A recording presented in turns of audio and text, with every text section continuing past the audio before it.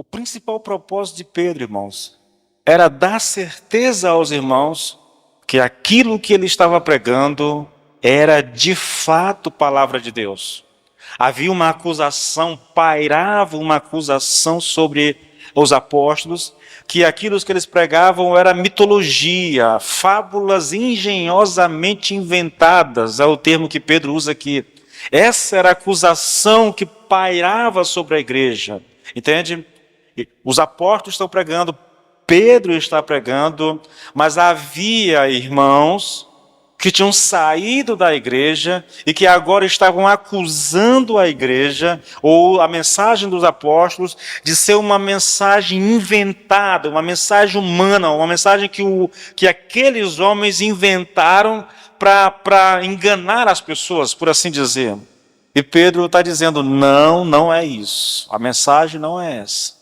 Nós temos tratado disso aqui, irmãos.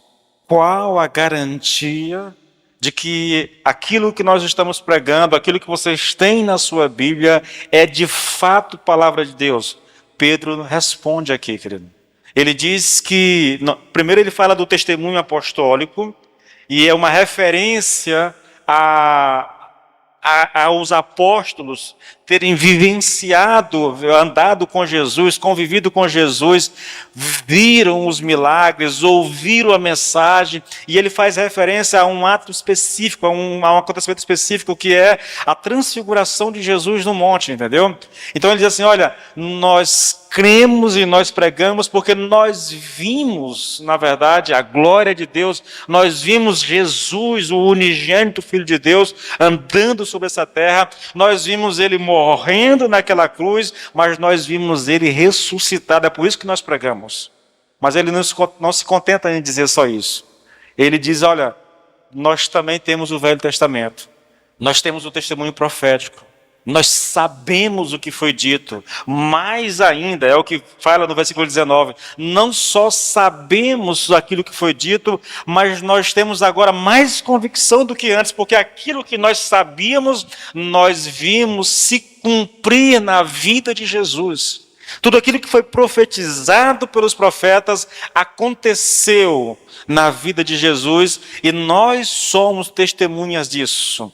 Eu gastei a última mensagem com vocês aqui todinha, mostrando para vocês as profecias do Velho Testamento e o cumprimento dessas profecias no Novo Testamento.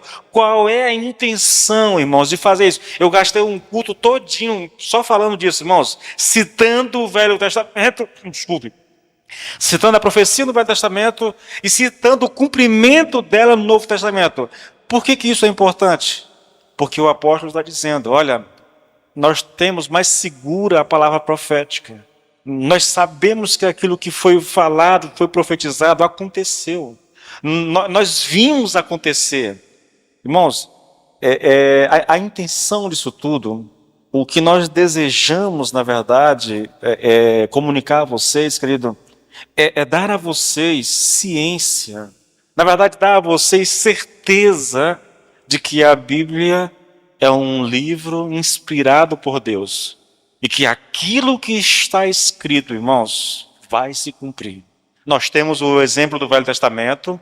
Pegue tudo que foi dito a respeito de Jesus no Velho Testamento e você vai ver no Novo, nos Evangelhos, um cumprimento, meus irmãos.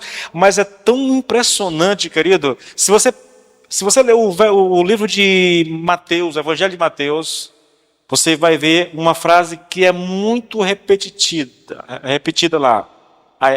E se cumpriu, e aconteceu para que se cumprisse o que foi predito pelo profeta. E aconteceu para que se cumprisse o que foi dito pelo profeta.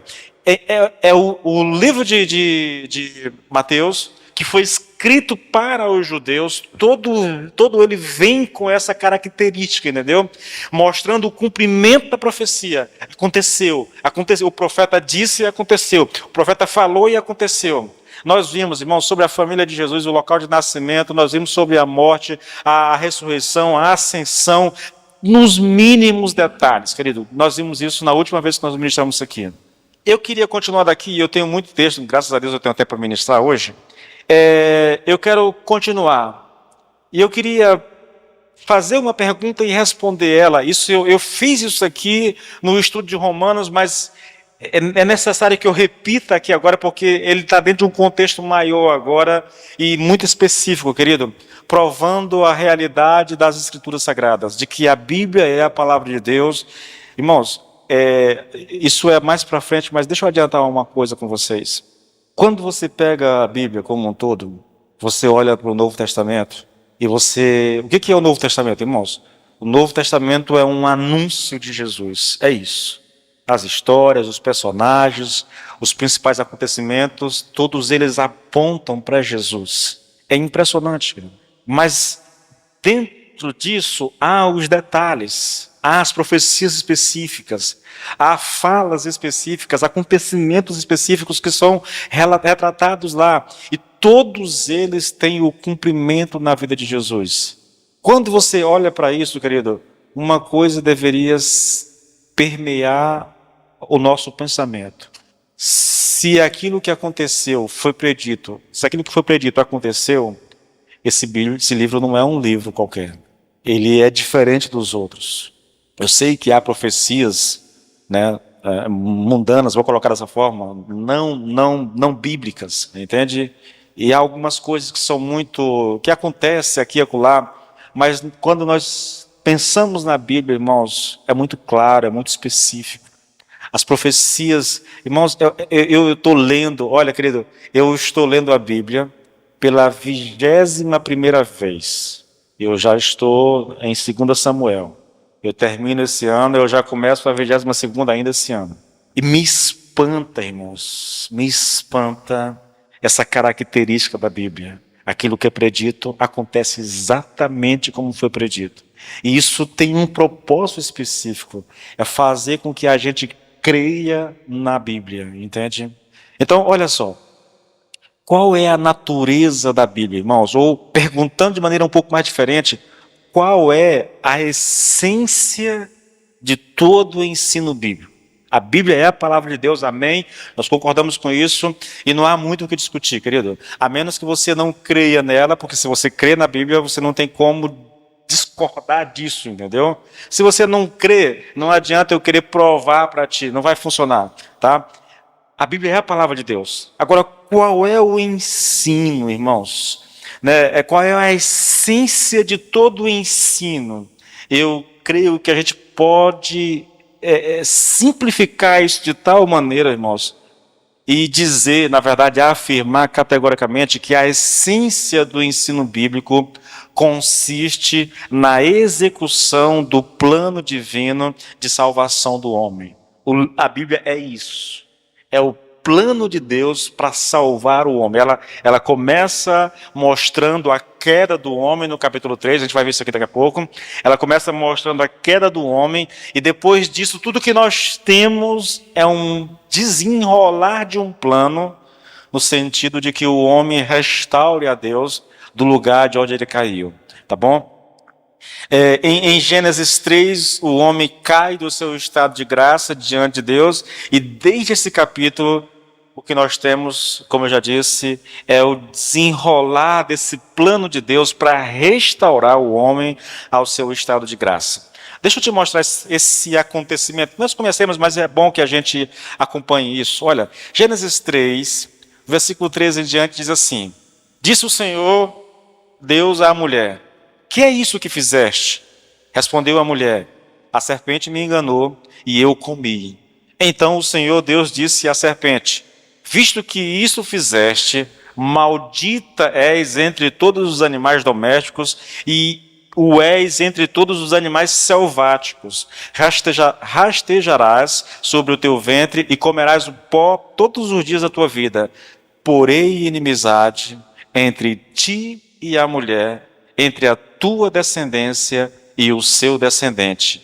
Este te ferirá ou esmagará a tua cabeça e tu lhe ferirás o calcanhar. Está aqui a primeira palavra profética a respeito do plano de salvação.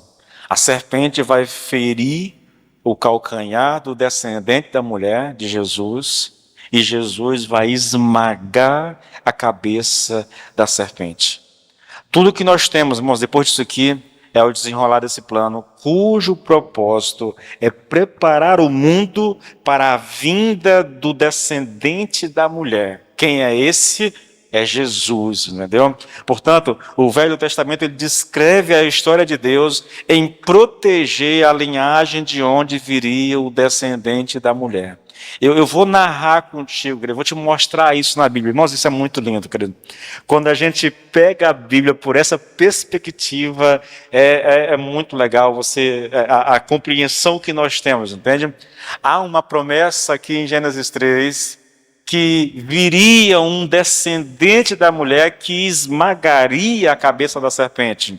Então, tudo que vai acontecer agora é Deus agindo na vida do povo de Israel, agindo na história, para trazer à existência esse descendente, querido. Mas olha só, olhe para o Velho Testamento e observe os principais personagens e acontecimentos, e você verá tipos, sombras e promessas que apontam claramente para Jesus, o descendente da mulher. Olha uma coisa interessante também, em Lucas 24, versículo 25 até o 27, olha as palavras de Jesus.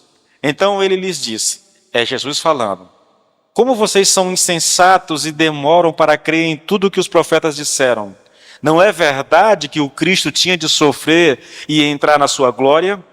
E começando por Moisés, ele está dizendo, e começando no Pentateuco, em Gênesis, Êxodo, Levíticos, Números, Deuteronômio, e começando por Moisés e todos os profetas, explicou-lhes o que constava a respeito dele em todas as Escrituras.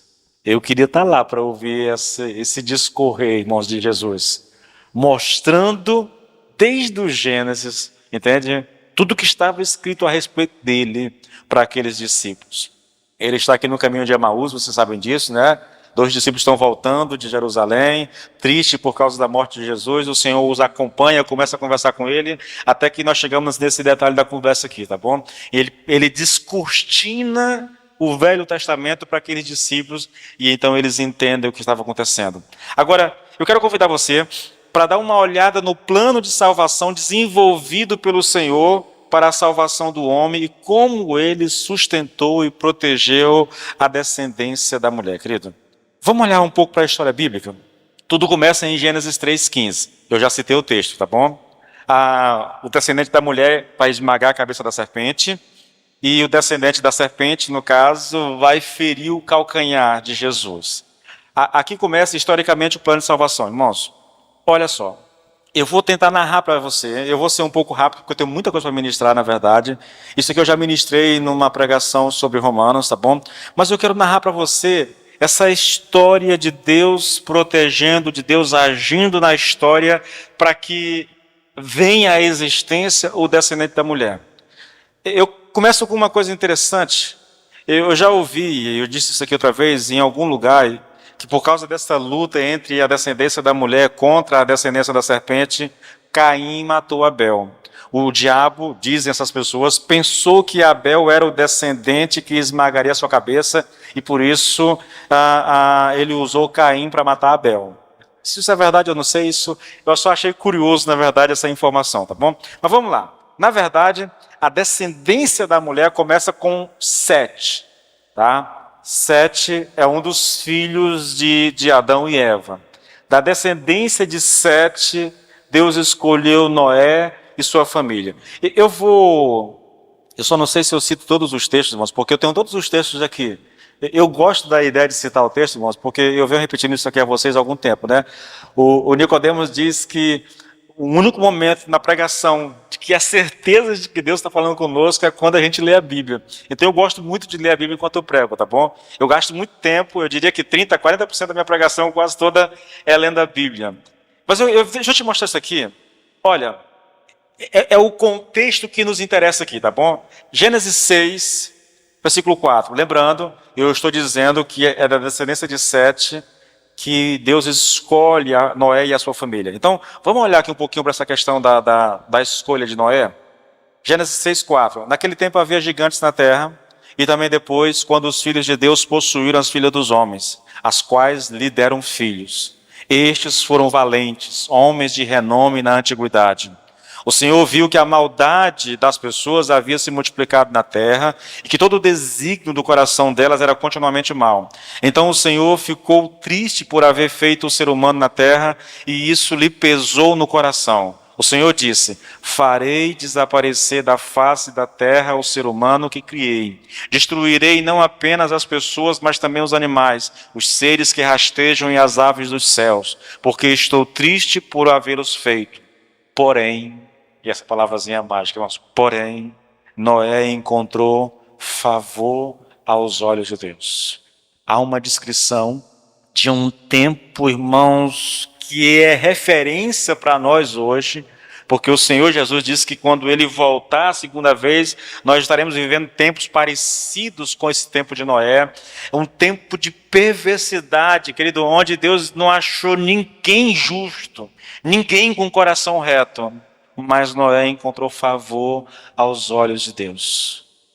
Ele vai destruir a humanidade, ele vai destruir a criação como um todo, praticamente, entendeu? Com o dilúvio, mas ele poupa um homem. Quem é? Noé. Noé é aquele que vai dar sequência ou continuidade à descendência da mulher. Vai passar por Noé o descendente da mulher. Então ele preserva Noé e a sua família. Seguindo o plano de salvação, querido, na história, nós chegamos a Abraão.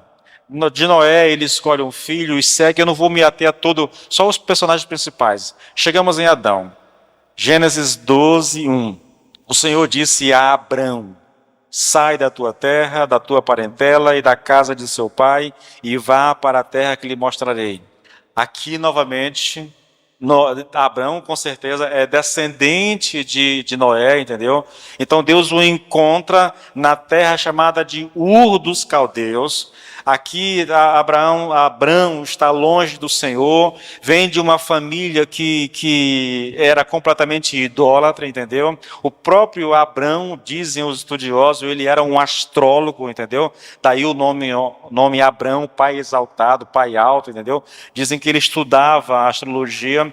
Ele estava imergido na idolatria, imergido num mundo, querido, onde, num tempo, num povo, onde não se conhecia Deus, mas Deus vai lá na descendência de Noé e acha Abrão. Por quê? Porque ele tem um plano para cumprir. Então ele vai atrás de Adão, no meio da impiedade, no meio da idolatria, e ele levanta esse homem. É com esse homem, querido, tirado de uma terra totalmente pagã, que Deus dá início a uma nação de onde virá o Messias. Depois de Abraão, nós temos Isaac, vocês sabem disso.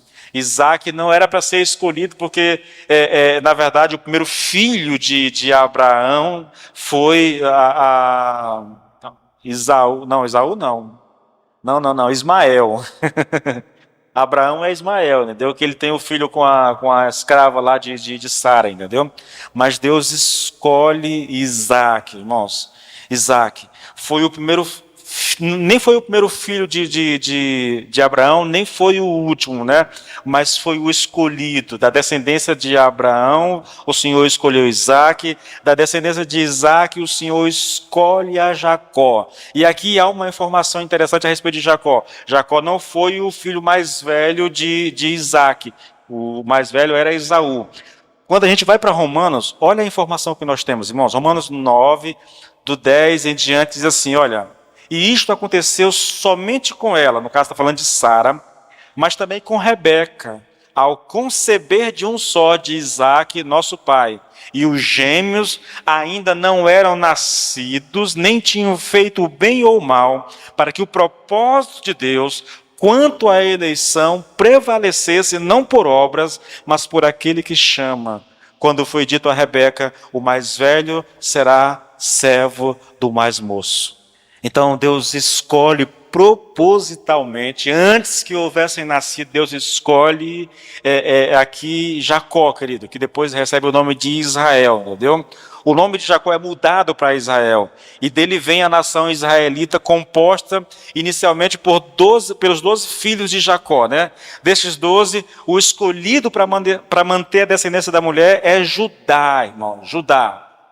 Dos filhos de Israel, dos filhos de Jacó, Deus escolhe Judá. E é dele que vai vir o descendente da mulher. De Judá, o escolhido é Pérez. Pérez. E aqui acontece algo assombroso, irmãos. Pois o escolhido aqui, ele é fruto de uma relação pecaminosa. Judá se separa dos seus irmãos, vai para uma terra, né, próxima, e lá ele se casa e ele tem 3 filhos. O filho mais velho se casou com a mulher e era tão ímpio que Deus o matou. Aí o segundo filho casa com a mulher, era o costume da época, e o primeiro filho que ele dava, que ele gerasse naquela mulher, seria descendente do irmão mais velho, para que o irmão mais velho não ficasse sem descendência. Mas o que casou não queria deixar uma descendência para o irmão que morreu. Então ele fez aquilo, ele tinha relação com a esposa, e ejaculava fora para não deixar descendência para o irmão. Deus se irou tanto que matou ele também. E o pai disse para a mulher, olha, vai para a tua terra, meu filho é muito novo, não tem como casar agora. Quando ele estiver na idade, ele vai casar contigo. Só que Judá esqueceu disso. A mulher foi embora, ele esqueceu. O filho cresceu, ou estava com medo, né? Ele já casei 2 com essa mulher, os 2 morreram, se eu casar o terceiro, talvez ele morra também. Então ele não deixa o filho casar. Um dia ele está indo apacentar o rebanho, as ovelhas dele, Tamar fica sabendo, se veste como uma prostituta cultual, né? Se põe ali na beira da estrada, e quando Judá passa, ele olha para a mulher e, né, propõe ali o ato sexual, só que ele não tinha nada para pagar por aquilo. E ela diz, olha, deixa comigo aí o cajado, deixa comigo aí o anel e tal, quando tu vier, tu me paga e eu te devolvo as suas coisas. Ela fez isso, teve relação com ele e foi embora. Quando o Judá volta, eu estou sintetizando, quando o Judá volta, a mulher não está, aí ele chama lá o sogro, lá, um amigo dele lá, e manda ir atrás, não acha, e fica por isso mesmo. O tempo passa e ele fica sabendo que a nora está grávida. Aí o homem se irou, se indignou, foi para lá para matar a mulher, mandou trazer para queimar, para apedrejar. Por quê? Porque não esperou o filho, né, que ele não quis dar para ela. Quando mandaram chamar a mulher, ela disse, olha, entrega isso aqui para ele, porque o filho é do dono desses objetos. E lá vem um cajado, lá vem um anel. Né? Quando ele percebeu o que tinha acontecido, ele disse, ela é mais justa do que eu. Ele ficou por isso mesmo. O filho que veio, querido, na verdade, se eu não me engano, nasceram gêmeos, né? Deixa eu dar uma olhada bem aqui no texto. Nasceram gêmeos, né? Mas o Senhor é Pérez e Zerá, né? E Deus escolhe Zerá. Ou espere, Deus escolhe Pérez. Irmãos, eu queria que você entendesse uma coisa. O Senhor está no controle da história e Ele está executando um plano. Esse plano não depende de homens. Esse plano não depende do homem andar reto com Deus, da obediência do homem a Deus. Esse plano está sendo executado por Deus e depende do agir de Deus. E o Senhor vai, ao longo da história, livrando Noé de uma geração corrupta, buscando Abrão lá no meio de um povo idólatra, trazendo para si um homem fruto de uma gestação incestuosa, entendeu?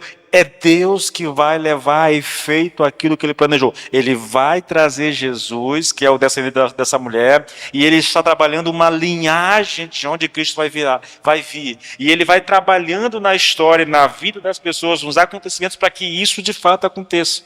Bom, deixa eu adiantar um pouco a história aqui. Nós vamos passar aqui rapidamente por Boaz, cuja mãe foi Raabe. Raabe foi a prostituta lá em Jericó, que escondeu os espias quando eles foram ver a terra de Jericó, né? Essa mulher foi poupada e alguém casou com ela, entende? Olha que coisa interessante, né? Uma prostituta entrou na linhagem da descendência da mulher, entendeu? A Boaz. Depois nós temos Obed, né, filho de Ruth. Ruth é uma moabita, né, também, que não é de Israel, mas que também entrou na linhagem, entendeu? E assim, querido, nós vamos chegar em Davi. Dos filhos de Davi, Deus escolhe Salomão. E por que Deus escolheu Salomão? Porque Deus tinha um plano, irmãos, e Salomão fazia parte desse plano, entendeu?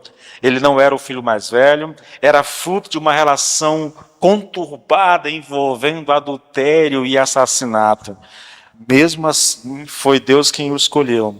E se a gente seguir a história, irmãos, é a descendência de Salomão, nós vamos chegar a Jesus. Agora, deixa eu te mostrar uma coisa que a gente acha muito chato, mas nessas horas ganha assim um aspecto diferente. Ouça comigo, Mateus 1, a genealogia de Jesus, irmãos. Observe os nomes que eu vou citar para vocês aqui, olha. Livro da genealogia de Jesus Cristo, filho de Davi, filho de Abraão. Aí ele começa, Abraão gerou Isaac, Isaac gerou Jacó, Jacó gerou Judá e os seus irmãos. Judá gerou Pérez e Zera, Zera, cuja mãe foi Tamar. Pérez gerou Esrom, Esrom gerou Arão, Arão gerou Aminadab, Aminadab gerou Naasson, Naasson gerou Salmão, Salmão gerou Boaz, lembra lá? Filho de Ruth, filho da prostituta. Boaz, cuja mãe foi Raabe, a prostituta. Boaz gerou Obed, cuja mãe foi Ruth, e Obed gerou Jessé. Jessé gerou o rei Davi, e o rei Davi gerou Salomão, cuja mãe foi aquela que tinha sido mulher de Urias. Salomão gerou Roboão, Roboão gerou Abias, Abias gerou Asa, Asa gerou Josafá, Josafá gerou Jorão, Jorão gerou Uzias, Uzias gerou Jotão, Jotão gerou Acais, Acais gerou Ezequias, Ezequias gerou Manassés, Manassés gerou Amon, Amon gerou Josias, Josias gerou Jeconias e os seus irmãos no tempo do exílio na Babilônia. Depois do exílio na Babilônia, Jeconias gerou Salatiel, Salatiel gerou Zorobabel, Zorobabel gerou Abiúde, Abiúde gerou Eliaquim, Eliaquim gerou Azor, Azor gerou Sadoc, Sadoc gerou Aquim, Aquim gerou Eliúde, Eliúde gerou Eleazar, Eleazar gerou Matã, Matã gerou Jacó, e Jacó gerou José, marido de Maria, da qual nasceu Jesus, que se chama o Cristo. Irmãos, é uma descrição tremenda, querido. Quando a gente olha para isso, irmãos, e se atém só aos nomes, muitas vezes estranho, você perde a essência do que está sendo mostrado. O que é que está sendo mostrado aqui? Um Deus tremendo, poderoso, que ao longo da história vem trabalhando especificamente numa descendência, numa linhagem, irmãos, até que Jesus venha ao mundo, irmãos. É o que nós temos aqui. Nesse aspecto, querido, nós podemos dizer que a principal função da Bíblia é narrar a história da salvação, tá? Eu queria que você tivesse em mente isso, porque eu vou usar isso um pouco mais para frente. Plano de salvação, o plano que Deus idealizou, o plano que Deus colocou em ação e que Ele vem trabalhando ao longo da história. Querido, não depende de homem, não depende de circunstâncias, não há poder humano, não há poder maligno, não há poder nenhum nesse mundo que impeça o agir de Deus, e aquilo que Ele planejou, Ele vai executar nos mínimos detalhes. Mas agora me permita voltar para 2 Pedro mais uma vez, tá bom? Vamos ler mais uma vez, só o versículo 19, querido. Assim, temos ainda mais segura palavra profética, e vocês fazem bem em dar atenção a ela, como uma luz que brilha em lugar escuro, até que o dia clareie e a estrela da alva nasça no coração de vocês. Queridos, para que você não esqueça, a palavra profética significa aqui a totalidade das Escrituras, mas em especial aquilo que diz respeito ao Senhor Jesus, tá bom? Então, a gente olha para o Velho Testamento e vai ver todas as profecias voltadas para Jesus. E quando a gente chega no Novo Testamento, principalmente nos Evangelhos, nós vemos o cumprimento, meu Deus, em detalhe de cada profecia, tá bom? Agora, daqui eu vou seguir com o nosso texto e aqui começa de fato a minha pregação, irmãos. Olha, temos ainda mais segura a palavra profética e vocês fazem bem em dar atenção a ela. Fazem bem em dar atenção a ela, irmãos. Estar atento ou dar atenção significa aqui, querido, prestar diligentemente, calorosa e confiante atenção. É isso que significa estar atento ou dar atenção, como o texto nos diz.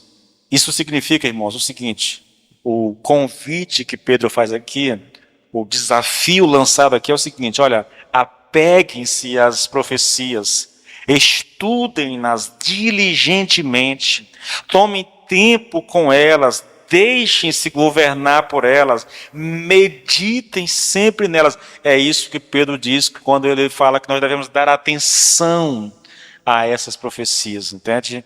A ideia é estude elas, medite nelas, gaste tempo lendo essas profecias, veja o seu cumprimento. Foi o que nós fizemos na pregação anterior, irmãos. Nós olhamos para o Velho Testamento, pegamos as profecias do Velho Testamento e nós olhamos o cumprimento dela no Novo Testamento, entendeu? É isso que ele nos chama para fazer. Por que o convite é esse, irmãos? Porque isso nos leva, irmãos, primeiro a um sentimento de adoração. Deus é perfeito. Segundo, Deus é poderoso. Terceiro, Ele é soberano. Como é que pode, irmãos, uma coisa que foi predita 600 anos antes acontecer exatamente como foi predito? Só um poder muito grande, irmãos, para fazer. Agora imagine Jesus Cristo, irmãos. Tudo que está escrito a respeito de Cristo, tudo que aconteceu na crucificação foi predito nos mínimos detalhes. E acontecer da forma como foi predito, irmãos, isso requer um poder muito grande. Um Deus muito poderoso para trabalhar na história e na vida das pessoas para fazer acontecer aquilo que foi predito da mesma forma, entendeu? Sem que nada faltasse.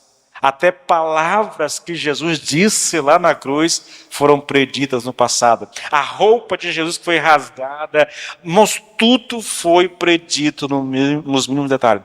Por isso que nós devemos nos apegar, dar atenção à palavra profética. Pergunto mais uma vez, e eu já perguntei isso aqui um monte de vezes, e a intenção da pergunta é fazer com que você creia nas Escrituras. Por que eu devo confiar nas Escrituras, irmãos? Por que ela é digna de nossa total confiança? Pedro responde, primeiro porque a Bíblia é a palavra de Deus e não de homem. Nenhuma profecia das Escrituras é de particular interpretação. Nós já vimos isso aqui. Segundo, porque quase todas as profecias proferidas no Velho Testamento já se cumpriram, principalmente aquelas que são referentes ao Senhor Jesus. É por isso que ele diz, temos ainda mais segura a palavra profética, porque nós conhecemos o que foi dito e nós vimos o cumprimento daquilo que foi dito. Bom, se eu sei disso, irmãos, a que conclusão eu devo chegar diante da veracidade da palavra de Deus? E veja, irmãos, isso é uma aplicação, isso é uma dedução que nós fazemos do texto. Se praticamente todas as profecias, ou quase todas elas, já tiveram o seu cumprimento, irmãos, só me resta deduzir, querido, que as profecias que ainda não se cumpriram, com toda certeza, se cumprirão no seu devido tempo. Portanto, eu devo prestar muita atenção nas Escrituras, principalmente naquilo que ainda não aconteceu. E Pedro tem em mente aqui um fato, irmãos, um fato específico, uma profecia que ainda não se cumpriu. Qual é? A volta de Jesus. É isso que ele tem em mente aqui. E isso é muito importante para que a gente, querido, também pense nisso. Se tudo mais se cumpriu, então eu posso aguardar com a absoluta convicção de que a profecia relacionada à volta de Jesus vai se cumprir. Lembra do que o anjo disse para os discípulos lá quando Jesus foi elevado aos céus? Por que vocês estão olhando para cima, para ele? Esse Jesus que vocês viram subir, da mesma forma, voltará. É uma promessa, irmãos. É uma promessa.